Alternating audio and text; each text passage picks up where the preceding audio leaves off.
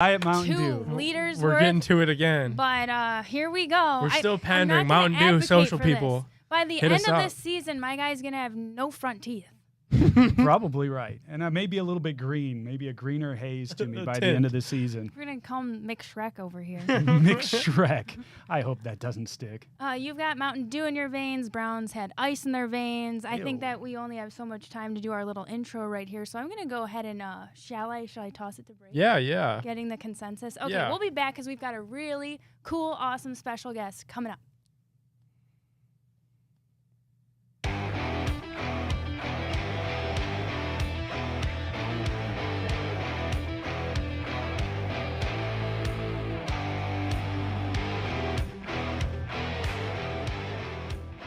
Welcome back to the Big Play Reflog Show. We are going to get right into our Labatt featured interview, and we've got none other than real-life superhero. You got the cool pants on today, too, which I really think helps. Cameron Justice, News 5 sports reporter, is with us. She does a fantastic job. We're super psyched to have you. Thanks for coming in. Thanks for having me. Superhero, cool pants. Yeah. Inflating my head. I love it. We gotta hype you up, sis. We gotta hype you up, obviously. And you know what? You'd really do such a great job. So we're excited you could come in and be here live because we've had you on, right? But this is the first time physically. First time here. First time yeah. here, Yeah. yeah. It's awesome to be like in the studio. It's beautiful. First of all, Thank you. Thank Yeah, you. we always ask people, what do you think of our airport? Have you ever been to Burke before? I've never been in this building. No, because when I fly, I don't fly to Burke. Yeah, I'm right. just me. like, Well, you I feel don't like- fly privately? like the no, rest of not us? really. Oh. Not typically. I try to, she's got commoners, mistaken no. for Like, all like the hype common around her. folk. I Yeah, understand you know. you're a woman of the people. you get me. That's it. Fly commercial. It's by choice. Totally. Right, obviously. Yeah. Duh. Well, were you just as shocked as the three of us yesterday? I don't know anyone who actually wasn't shocked. Even if you were optimistic, Yeah. I think the way that game went was truly shocking in the best kind of way, right? Like, you knew the defense was incredible through the first few games, but to be able to dominate the 49ers' stout offense like the way they did, you kind of had a feeling maybe Jim Schwartz had something in his bag because he's very good against Shanahan. Yeah. That's been known. We look at the stats, and he was 7-1, now he's 8-1. He had that, but to be able to do it and to see it like that, and for them to have eliminated really the threat of Brock Purdy and to the coverage they did, the way the defensive line, that interior, the way they played all day long, I think that was a real solidifying moment for them. That this isn't just, I played a couple teams and played well. This team can go against anyone and shut anybody down because of that defense. Hey, now, you were interviewing a bunch of the players post-game. You sent out some great clips. What was kind of the sense from the players as you talked to them after that game? Were they just as surprised as the rest of us, or did they come in with the confidence and the fight, and literally the fight at the beginning of that game? Yeah. Were they still projecting that there at the end? I think they're always confident. That's the one thing I will say about this Browns locker room and this Browns roster is the morale through all the adversity, the little storylines, some of the big storylines that we've talked about that kind of causes chaos on Browns Twitter specifically, but within the fan base, there's been a lot of chaos and like storylines that pop up like that. But through it all, this team has had really high morale, and that hasn't always been the case. Some of these things can derail how they're feeling. The vibes. I know we use the word vibe a lot. We vibe. Yeah. I love the word vibe, but the vibes in the past have been really dwindled by things like this and has kind of shut how they're feeling down. These storylines, this adversity that they faced this year, they haven't been anywhere near taken back by that. And the vibes have stayed high. So in the locker room, I think it was a sense of, we were confident in ourselves. We felt like we could do it. But I think that pregame fight, the fact that they were already being doubted by analysts, by fans even. Juan Thornhill said it. He's like, hey, that made me mad. I can't believe that even our fans didn't believe in us. And I think that was a motivation for them. But then for the 49ers to come in, to disrupt their drills, to run all over the field, interrupt what they were doing, it really was like an intimidation tactic. Like they didn't respect why they were there, and that the Browns, this was their house, and maybe be a little respectful. There's a sense of competition, right? But like that was, I think, a step too far for the Browns. So based off of that pregame scuffle, I think that solidified that they were going to do whatever it took to make sure that they answered the disrespect in the best way. Because you can fight. Yeah. You can make it a fist fight. But how do you really shut somebody up who's disrespecting you on the field? You beat them. And that's what they did. Yeah, it was a good foreshadowing for our game. You mentioned that morale and the high vibes in the locker room. Who specifically is providing the foundation for that? There's so many guys. Juan Thornhill is one of them. He has been a really big culture changer for the team. But even guys like Zadarius Smith, the energy that he brings, it's something that the team needed. And guys in the past, they had the ability to do it, but they didn't translate it the way they should have. And I think Zadarius has done a really good job at doing that. And there's just guys across the roster that have provided that. Even the quiet ones, like Amari Cooper. He is a guy that he's not going to talk a ton. He's like the wide receiver version of Nick Chubb, basically, with a little bit more. He'll have some fun with it too. Those kinds of guys have really shifted how this team can respond to moments like that. But I would say yesterday, for sure, the driving force behind all that was Juan. I think he was not thrilled with how the 49ers were treating everybody. And Grant Delpit, too. Grant Delpit was not having it. He was pretty upset that was how things went out. So I think those two definitely led the charge for them yesterday and helped kind of give them that extra little push after the fight.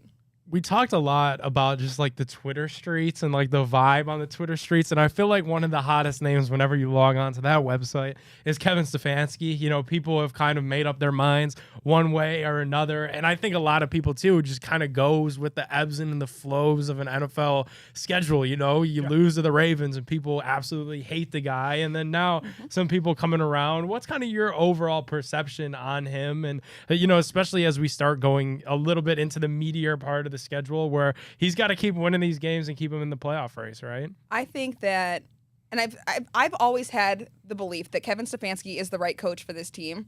I think that there's obvious moments and areas in which he can grow to really step himself up. I think there's a lot of coaches like that in the league. He's got the potential to be a really, really good coach, and he's shown that numerous times. I mean, he won Coach of the Year his first year. But I think the areas in which you want to see him grow are those crucial moments, the fourth down, the short, like fourth and shorts, the red zone, the game-winning drive, things like that. I think that's, over the years, has been kind of where he needs to keep improving. Mm-hmm. And there are ebbs and flows. We've seen him this season too.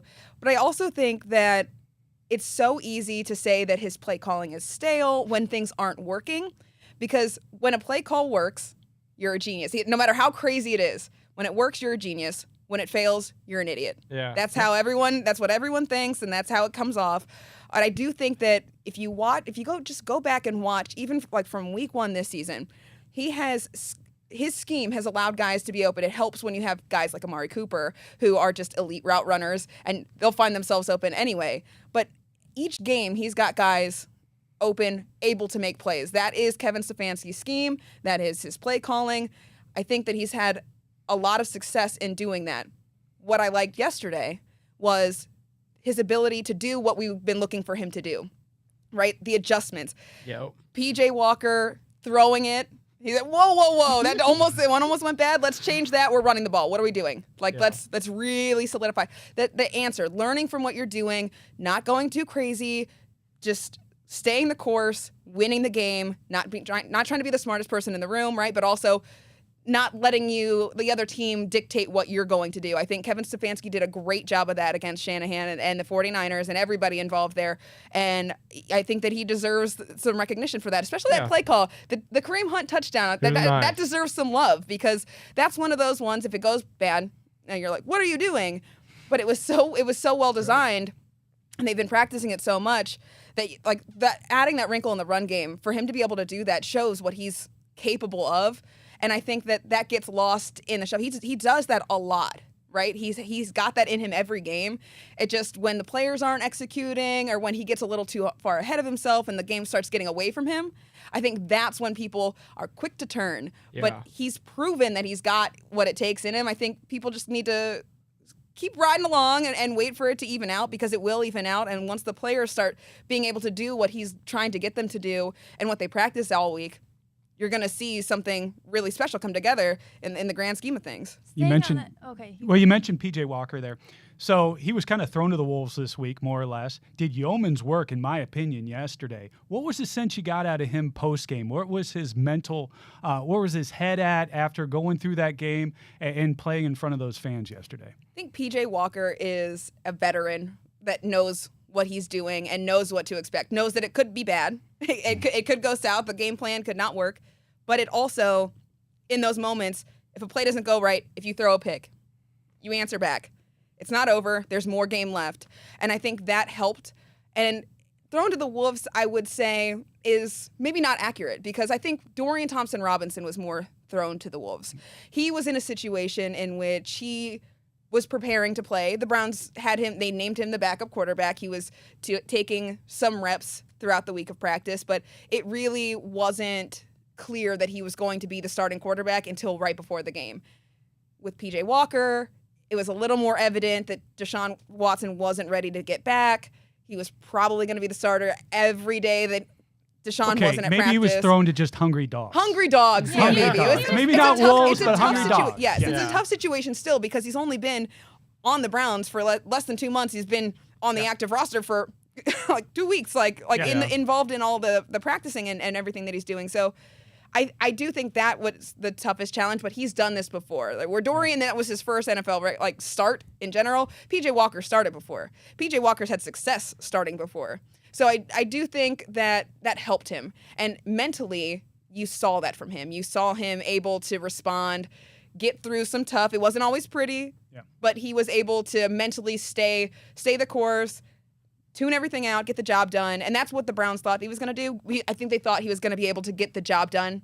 And that's all you can ask of a guy like that. A practice squad guy just a couple days ago, and now here he is called to the active roster. I'm interested. Did he have any remarks on that last throw there down by the goal line where he threw it kind of across his body and everybody in the stadium was like, oh, that's going to get picked, and it didn't get picked, fortunately? See, I was in the locker room when he was talking, so he might have said something about it. I'm sure it was, that's on me. Yeah. But even Kevin Stefanski said, PJ knows he knows what to do there. He knows that's not it, and that was just So I don't know what PJ said.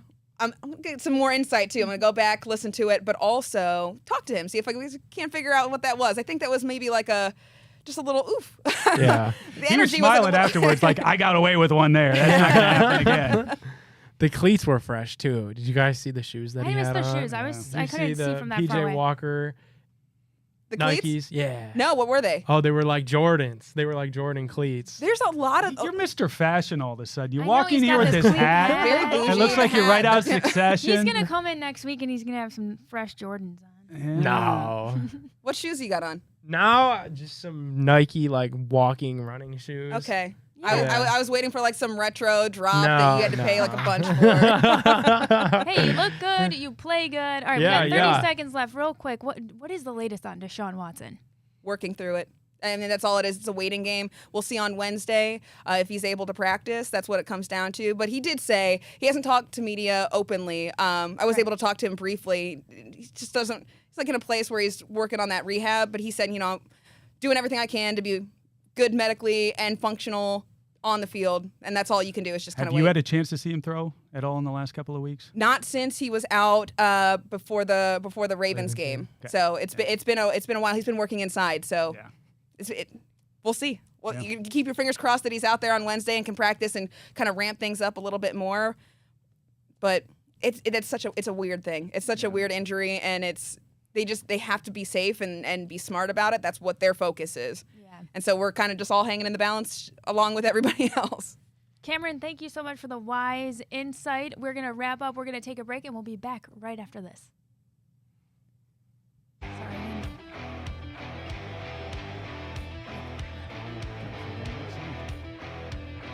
You're holding your horses. Welcome back to the Big Play Reflog Show. We are continuing our conversation with Cameron Justice of News Channel 5 sports reporter with us, giving us some really cool insight and taking us a little behind the scenes, what it's like in the locker room and kind of the dynamics with media and the weird situation with Deshaun right now.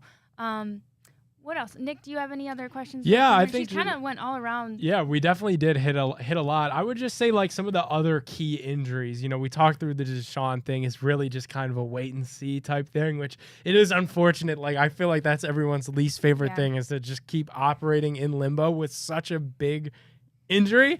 But Joel Bitonio, Njoku with just his burns and his progression through that. Pochich, Anthony Walker, like any updates on any of those guys? Yeah, so Joel was getting closer to playing on Sunday, and That's sick. how bad he probably wanted to be out there. 102 game streak, and seeing that snapped is just you don't want to see that. But he had that knee scope, had the procedure. It just wasn't where he needed it to be. I would expect him to be back this week at practice and be okay.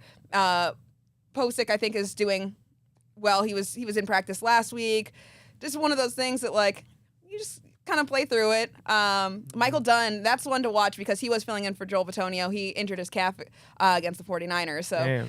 to have that depth, just hopefully it's not that big of a deal. But David Njoku, I mean, he played. What a boss. That's it. I mean, Yeah, he's playing. legend. He's That's playing it. every week now. That's it. Like for him to have played in that Ravens game was unbelievable to me. I mean, the way that must have been so painful. And it had to have been excruciating. There's no way around it because even if the adrenaline and you can get through it a little bit, the helmet sitting right on those burns. He had the mask. He had a thing on his head. Sweaty, But you get sweat. You get the helmet rubbing against it. The contact.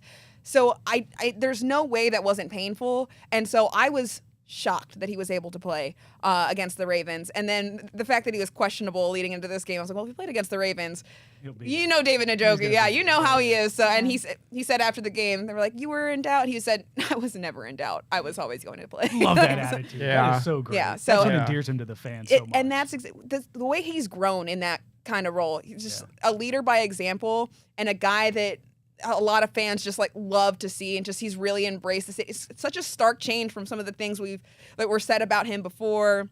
Yeah. The way that he's evolved in his role here in Cleveland, I think, is just really special. There were trade requests, things were ugly with him not too long ago, and he really definitely has All's grown forgotten. up. And All's forgotten. And that's what All is happens. good. That's what And happens he's when you playing play a like nice tight end role too. He's Yeah. developed so much in the blocking game, and as a pass catcher, we've known kind of what he is, and hopefully what he can continue to evolve to be with Deshaun Watson, especially coming down the stretch. Cam, do you have any hope that if Deshaun can't go for this, we can kind of parlay that defensive performance into another good one in a dome? It's going to be a little bit different. CMC went down, Debo went down. It was pouring. This is going to be a little bit of a different challenge with the Colts playing inside and that whole thing. It is, but I think this was not the ultimate test, because any given Sunday a team can go off, right? A team can just look incredible. I think mentally, knowing that you were able to go against this 49ers team who decided to come in here into Cleveland and say, we're going to win this thing, very confident. Try and push us around. Yeah, Yeah. What did Grant Delpit said? They came in on their high horse. Yeah. They came in on their high horse, and for them to be able to get past that just mentally even and to still execute the game plan, I think defensively they can play anybody. They can play anywhere. It doesn't matter. I think Jim Schwartz has got these guys so bought in that he has a game plan for anything, and you have to believe that Jim Schwartz will have a defensive game plan for anybody and be able to get these guys to do it. And so for me, I think this was the game where it was like, okay, what are they going to be able to do against the 49ers offense? And obviously people are talking right now about Deebo Samuel was out and Christian McCaffrey went in and out, and that's the reality of the NFL. Part of the game. The Browns played that game without Nick Chubb. The Browns played that game without Joel Bitonio. The Browns played that game without Deshaun Watson. There's pieces and parts missing from every team. And so I do think, though, that the Browns had a really good game plan for that. So against the Colts, we move on. Against the Seahawks, I think that they are in a very good position to be able to continue that performance against the 49ers, against anybody. Which scares me because of just the nature of the Cleveland Browns, right? Nobody felt good about going into this game. And then all of a sudden what happens? They come and they shock the world, right? So now you figure we're going into Indianapolis, We don't wanna- Should be feeling good. should be feeling great like Cam just laid out there. And I'm with you. But man, there's always that Cleveland mentality of, oh, I hope we don't have an upset here and we have a letdown. I think the question mark will be the offense again, right? Because whether or not Deshaun is back, I mean, there's still question marks there. And I think if they are able to put together at least a game plan similar to the 49ers, where they got the job done, make a couple drives, score a touchdown, make your field goals. Dustin Hopkins did a great job of that. And you've got that reliability and that consistency in a kicker now. I think if you can set up drives to just get points on the board, I think the defense has shown that they can play against anybody, and that's why it's hopeful. Now, you go against the Colts team, you go against the Seahawks, you keep going down the line, back against the Ravens, and you go through the schedule. It's about the offense clicking more than on one occasion. That Titans game was great for them. They need to put it together. When Deshaun's back, he needs to put it together multiple games in a row. And if it's not Deshaun against the Colts, then guess what? P.J. Walker, Dorian Thompson-Robinson have to be able to get out there and win the game by managing the game, by handling the game, not giving it away. Because if the Browns were going to lose yesterday with what they were able to do, is because they were going to beat themselves. It was that first missed field goal, which Dustin Hopkins answered back to. It was the penalties that took back a touchdown. Small things that they beat themselves in. If they can do that without beating themselves, they can actually beat teams. Yeah, we can cut those penalties down for sure. For sure. How about I think it was 13. How about the interception? Martin Emerson had a great interception. First career interception, sets you up with great field position. You walk out of there with no points. I was like, that's the turning point of the game, but they still found a way to overcome that too. What do you think about the pregame guitar smash? I'm curious to get your thoughts. Yeah, let's get this. I like it. Okay. I've seen some close calls where I'm well, this is a little dangerous. Booby. I love that it was Phil Dawson. Our guy fell off the damn stage. I was, and then the guitar flew up, almost hit somebody else. Or something. It was, but I do like every week seeing who's gonna do it. Yeah. There have been some where I'm like, it's a choice. That's interesting. But there's been some really good. There's some really good. Until I do it here in a couple of when weeks. you do, I might have to go and call somebody. Like, hey, what are we doing? I'm just kidding. Cameron now it's Justice. officially jumped the shark at that point. We are winding down here because we got 1 minute left. But where can we find all of your work? Anything you want to plug, and find everything that you're doing? News5Cleveland.com. On all the socials at Cami Justice, and I guess the only thing I want to plug is Next Man Up, because that's my favorite segment that I do. The last one was Dustin Hopkins. So all right, perfect. He has some skills off the field that you guys should check out. Very cool. Perfect. Yeah, we will definitely check that out. Real quick thoughts on the Cavs. Quick thoughts on the Cavs. Very exciting team. Really like the additions that they brought in.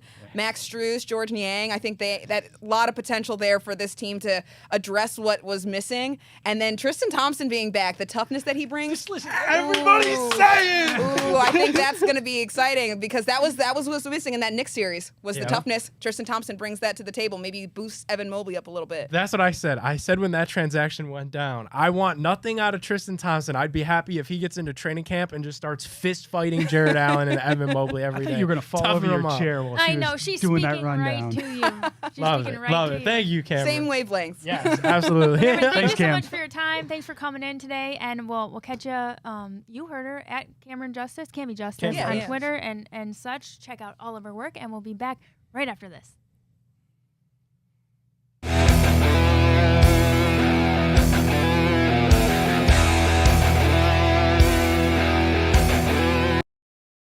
It's like, oh, hello. Welcome back to the Big Play Reflog Show. Such an amazing guest to have on, and so insightful when we break down Browns playing. You read all the headlines, and then it's cool because you get all the inside scoop right here. Yeah. She was sending out all those great quotes yesterday. It was fun to see from the players' perspective what they thought about the game, because, us as fans were all pumped up. It's great to see it reflected in the quotes that she was sending out from us. So it's nice to have somebody who's down there in the locker room who's really close to it. So that was cool. Should we do a little fill in the Let's blank? do a little fill in the blank. Gab, I got one for you. We'll kind of do? flip this segment Oh, right go on for its it. head. Yeah. It's All right, usually all you right, that all right. tees us up, but we'll start with this because I know you were there. Okay. The atmosphere at Browns versus Niners this weekend was blank. It was. Were you there too, McNeil? I was not. So Okay. I know. made the executive decision. I saw this one coming, and I was like, it- there is no way in this weather that I'm bringing the kids up to that thing's going to be a horror. and my brother went instead, and he said the atmosphere was absolutely like metal. It was like a concert out there. I He was said it gonna was use so the word. loud. I was gonna use the word electric actually, but there then I you was go. like, how electric? Because it was at first it was weird because there was a lot of 49ers fans. So you That's walk it. in and Yeah. you're like, okay. Youngstown's not that far away. They right, travel. and then as the game goes on, everybody's getting rowdier and rowdier, and we're in this thing. So it became very electric. Yeah. Yeah, it looked it. It looked it on TV, and It those feels like Niners that fans. playoff feel, you know? Yeah. And right now, we don't have a whole lot of experience with playoffs yet in Cleveland. Yet. And it brings that feel to town, and it's just great to see. I didn't know that my neighbor was a 49ers fan, and after the game, I was letting my dog out, and he was like going to the bathroom or whatever, and I'm standing there with him, and I see the guy like going towards his door in his jacket, and he said, "We'll do it again in the Super Bowl." I was like, I love it. Okay, if that's coming from you, I 49ers referenced fan that's Youngstown. been You know there. why there's so many 49ers fans? Because Eddie DeBartolo is from Youngstown, who is an owner of part of the 49ers. So there's a lot of 49ers fans there in Youngstown. So More there you go. There's know. your history. There's I your like history that. lesson. Okay, blank deserves the most credit for the Browns win over San Francisco. I think it has to be Jim Schwartz, right? I'll take the low hanging The fruit obvious there. answer. It's sure. it's the obvious answer, and it's the honest answer. I say it, I feel like every single week on this show. Investigate Joe Woods. It's a lot of the same guys on this defense. They didn't add a whole lot. Sure, they got beefier up front. Delvin Tomlinson played a hell of a game. Friend of show Shelby Harris consistently in the backfield. But what was so fascinating to me is it's the existing guys. It's Jeremiah Owusu-Koramoah. It's Grant Delpit. These guys that honestly, they were a few years away from losing their jobs in Cleveland had that kind of play kept up. They weren't going to get a second contract here with the Browns, but now those two names in specific are names that Andrew Berry should be looking at re-signing and bringing back to Cleveland. I think Jim Schwartz deserves a lot of credit. I know he said previously, just with his older age in the NFL and some of his health in the past, that he wouldn't really have that itch to be a head coach again. If I'm one of these teams that are horrible, that's the number one name on my list is Jim Schwartz. Oh, no. We don't want to see him leaving town. I totally selfishly don't want to see him leave town, but it would be hard to ignore the amount of phone calls that he's going to get for a head coaching position because he deserves it. He has this defense playing really well, and I'll say again, it's a lot of the same guys From that Woods. he's pulled out the If you best can't of. deal with me at my Woods, you can't have me at my Schwartz now. Wait, Amen. McNeil. Okay, before you, because I want to hear your answer to this. Maybe we switch it up and say, how about maybe the underdog who should deserve some credit for this? I don't know how much of an underdog this is, but who I was thinking was D-Hop. Was basically getting it done in the kicking game. We talked about it. Phil Dawson was out there doing the guitar thing pregame, right? Phil Dawson famously understands the winds at Cleveland Stadium there. So we had some rain in the forecast. We had some rain on the field. It was upsetting Brock Purdy. It was upsetting that kick, that final kick. There was some analysis I saw online that said that if that was perfect conditions, it would have been 2 yards to the left, which would have made it good. So kickers, you've got to make a lot of adjustments. After he missed that first kick, he seemed to make the adjustments. So I think of what better position we're in today because we've got him and we don't have Cade York. Yeah. Huge, actually. Mine really isn't like an underdog. Same give same us- as give us Chris. an underdog. My player though is Amari Kareem? Cooper. Oh, okay. It's got to be like, what would this Browns receiving room be without Amari Cooper? He is the true textbook definition Kill of that a corner wide yesterday. receiver one. He was Cross him up. trucking people over. He was leaving people out of their shoes. Yeah. He jumped up like Harlem Globetrotters style and just grabbed a ball out of the air. Like he literally did everything. And I'd be petrified to find out what this receiving group would be without him. He is that important. I thought it was cool to see a Kareem Hunt touchdown. It was cool. Yeah. You know, it's cool, and he's doing it for Chubb, and he's getting this whole second chance thing. I thought that was cool. It was fun. The officiating in the Browns 49ers game was. Dumb and dumber. I hate to like put him on blast like that. Especially after a But- win. They were bad both ways, too. It Like, the was. Browns got... how many Yeah. times have we come in here on a Monday and said this? Not The Browns often. got a little bit of help in that game. At the end. Yeah. You had the face mask called the wrong way, which they eventually cleared up. The spot that was wrong that they eventually They were going cleared on the up. mic in the stadium apologizing for getting And calls wrong. By the you way, think- kudos to Browns fans. I have never once watched an an NFL game where the fans were so loud and the referees were so scared of what could happen that they apologized to the fans in the stands. That, my friends, tells you the power of the Cleveland Browns fans. That's All you right. need to know about our fan base. Yeah, 25 total penalties for 224 yards. And a lot of, honestly, some of that was deserved. So when they get back in the lab, they got to work on that. And it was a weird game. It was windy. It was rainy. But if you're playing inside and you have those kind of penalties and it results in a loss, here we go again next week, having the same exact negative conversations about Kevin Stefanski, about the outlook. Penalties play such a big role. They got to clean that up, Gab. Real quick one before we head out for our second to last break. My biggest concern with the Browns still is it's got to be the offense. I mean, in the NFL in the year 2023, you have a very good defense. That's great. If you want to get to where you ultimately want to get to and play in a Super Bowl, you got to be able to score. Let's start with baby steps. You got to be able to score 20 points. I get that they got the job done. I'm ecstatic that they won that game. Walker, what do you expect? But you're doing your best. I see Gardner Minshew. I see backups go do it all the time. You got to be able to score the football. That's my biggest concern as we move forward. It's a small concern, but it's still there. My biggest concern is Deshaun Watson right now. Ultimately, we've got to get our $230 million quarterback back out there. Stop playing with XFL guys. Once again, not to rip on PJ Walker. He did absolute yeoman's work yesterday. Oh, yeah. We need to get our guy in there running our offense so that they can get in rhythm here for, dare I say it, the end of the regular season and hopefully into the playoffs. Because that's what you do. You build, and you've got to build with chemistry on an offense, and you need Deshaun Watson out there. all right, mic drop. We'll be back with some big play bets right after this.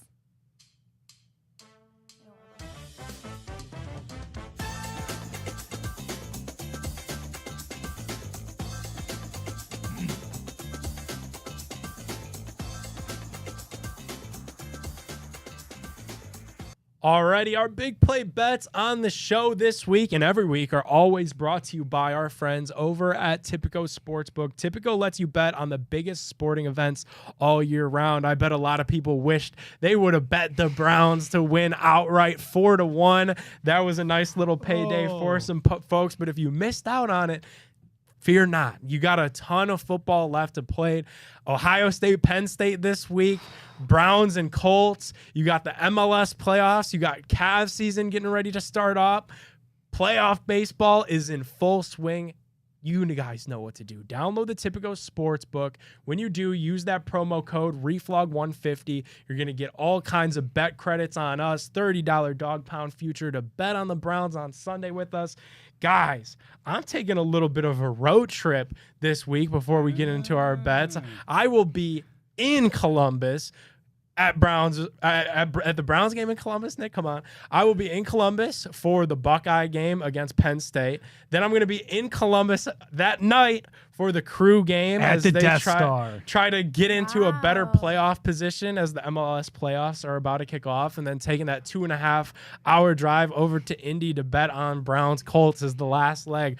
What do you guys think I parlay all those together? That's beautiful. That's a good little weekend you got planned there. It's nice what you could do when you don't have kids down there, Nick. Gallivanting all across the Midwest, going to soccer games and college football games, professional games, just kind of dabble in. Yes, we got to bet on that. We got to parlay something between those three. Huge game for the Buckeyes. I mean, that is a juicy one. Penn State, this is going to be huge. The red out, the scarlet out there at Ohio Stadium. The Crew's playing for the playoffs, and then, of course, the Brownies. Oh, we're going to talk about it. We are going to talk about all of it. Let's start. I learned something about betting, though, over the weekend. What'd you learn? If I root for the Browns, they lose. If I bet against the Browns, they win. I think a lot of people probably learned that. So I lost a lot of money this weekend, and I was happy to do it. I was contributing to the cause. Love it.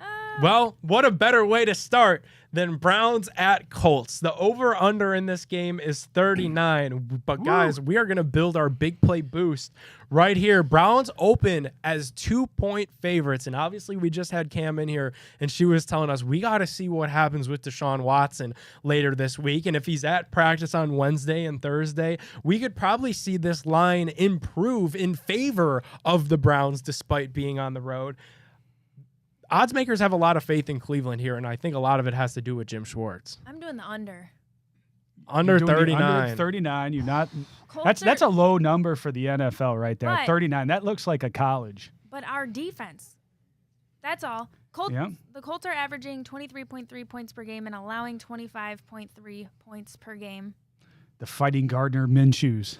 I know it's a little bit scary because we do need our offense. Well, you could bet just the Colts under. Oh. Get really crazy and just hope Schwartz pitches another gem.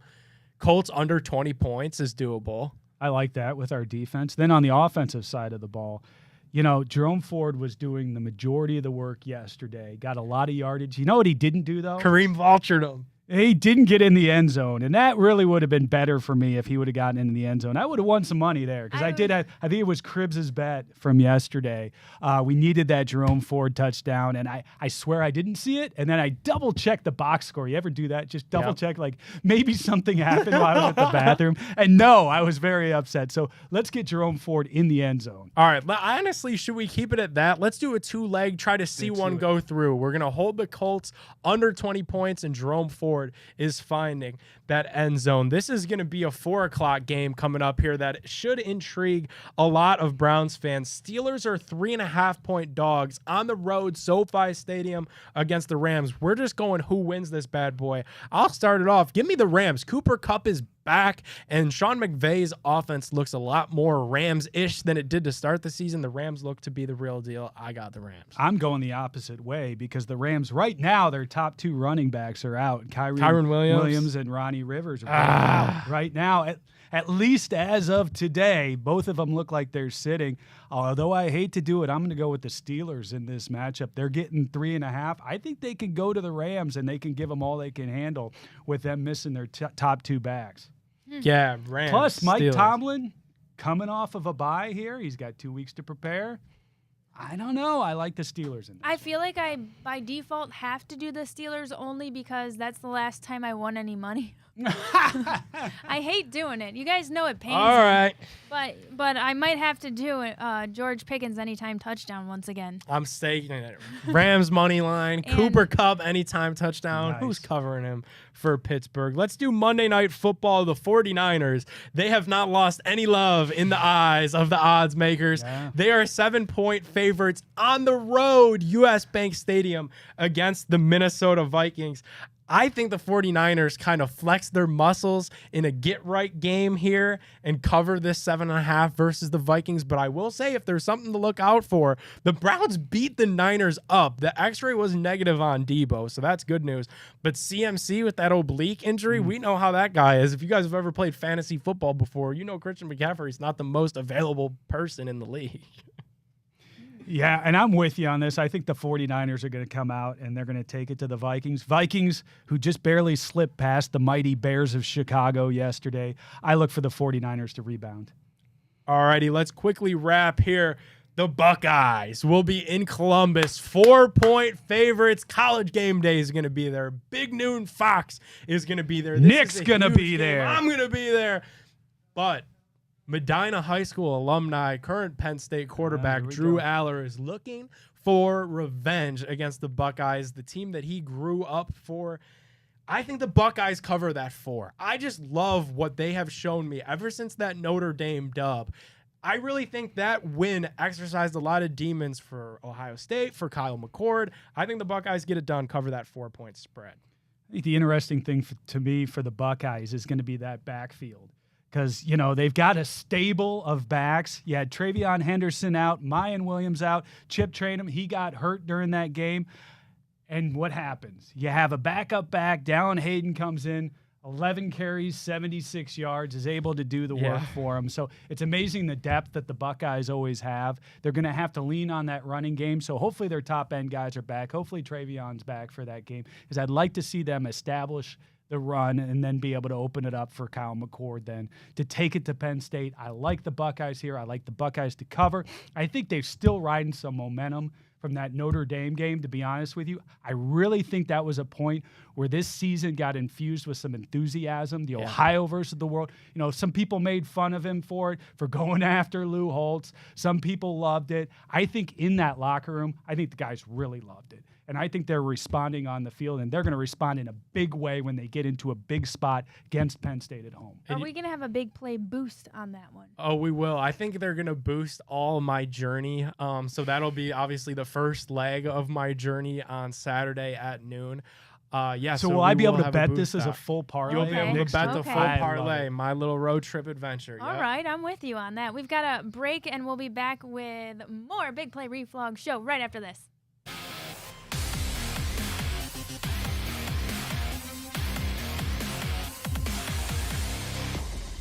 Welcome back to the Big Play Reflog show. We are wrapping it up, guys. Boom, how many minutes do we have to chit-chat here? We have had to do some math now. 2.5 minutes, gang, as we wrap this up. Anything we didn't cover? Well, we got the Cavs tonight, right? And the Cavs Cavs. get into action here starting for real next week, right, Nick? Yeah. Cavs season finally here. How pumped are you? I'm excited, but honestly, it's weird because a lot of the excitement isn't going to be able to come until the time that calendar flips 2024. Like this Cavs team, like the expectations are there. You need to cakewalk through this regular season like you did last year, and it really matters come spring. You know, come playoff time. What kind of team are you going to be? And I'm curious to see what they do. All the talk, though, Chris, is they're going to shoot some more threes this year, and I think I'm a fan of that. Yeah, and I like the way, Donovan Mitchell out there is get another full season with us and with some of the younger guys, the guys that we've brought in now. I think his leadership is really going to step up to another level this season for us. And I'd like, in what I've seen in the preseason a little bit, his kind of cockiness, his kind of attitude out there, not over the top, but just a kind of exuding confidence for those young guys out there on the court. And I like that because we don't always get that as a team. And we've got to establish who the Cavs are, right? We were called soft last year. You don't want to be soft, especially when you come to the playoffs. So that's going to be a process throughout this season of establishing us as a harder team here in the East. And then that's gonna be the talking point every game. And you think about some of these teams here in the East. Joel Embiid, he's good. He's physical, and you're gonna have to play him on a regular basis. Same with the Celtics. They always play a tough brand of basketball. The Cavs got to be tougher if they're gonna get to where they want to go and win a playoff series. I think that's my expectation this year for the Cavs. Right? You got to get out of that first round. Absolutely. You've got to win a series, and you've got to. I think in order to take that next step as an organization and any hope of keeping Donovan at this point too, you've got to show that, hey, we're not going to be 4th or 5th in the East forever. Yep. We may qualify there in the playoffs, but then once the playoffs start, we got the facilities to win it. It's a crapshoot, right? Yes. We've got the organization. You can win here, and this is why you see it here on the court. I'm excited for the Cavs, and we got to get excited for the Browns. We got to get that dub against the Colts next week. That's where our heads are going to be right now. Thanks for watching the Big Play Reflog show, and catch us next week.